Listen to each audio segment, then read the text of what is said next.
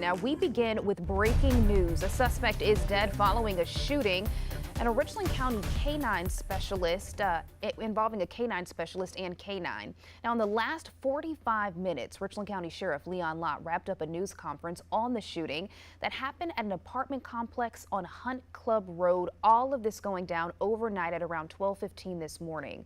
Sheriff Lott says one of the suspects, now identified as DeGeorge Darby, shot at a canine specialist and canine.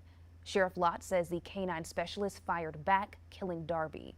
Now, during the press conference, body cam footage was provided of the incident. But here's the thing. News 19 is deciding not to show the full video, as we do not want to show the suspect being shot due to the graphic nature of the video.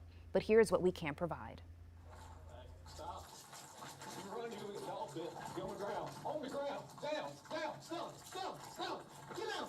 Get out. Get out. You're running into the dog bit too. Shots fired. And this midday, we are continuing to work to learn more details about this case. News 19's Victoria Samuels went to the news conference and joins us now from the Sheriff's Department with more. Victoria? Yeah, Erica, I'm live outside of Richland County Sheriff's Department, where Leon Lott just called a presser to discuss the shooting that left a suspect dead and a canine officer injured. Now, deputies responded to a call around 12:15 this morning from a resident at a set of condos in the 7600 block of Hunt Club Road. The caller said he saw two suspects going through vehicles. When deputies arrived, they located the suspects and approached them.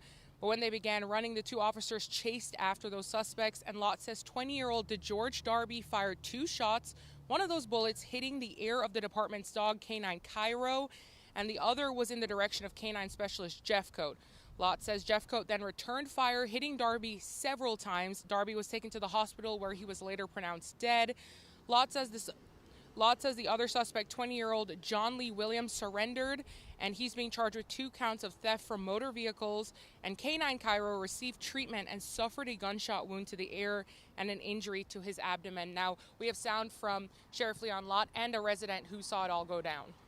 But I've also talked about how these young people with guns, and how these guns end them up in either one or two places, either in the cemetery or in prison. And unfortunately, the gun that you saw earlier caused someone to lose their life. I heard about 4 shots. The first one went off, and it was about a 2-second pause before I heard the last 3. And once I heard the first one, I hurried up and lifted up the curtain and looked out, and I seen the police shoot the guy. He was standing right there by the trash cans. And as I was lifting up the curtains, I heard the last 3 go off, and the man was kind of hitting the ground. Yes, and Sheriff Leon Lott told News 19 that the solicitor's office will be investigating and determining if this was a justified shooting, and both those deputies were not placed on administrative leave. Live outside Richland County Sheriff's Department, Victoria Samuels, News 19, WLTX.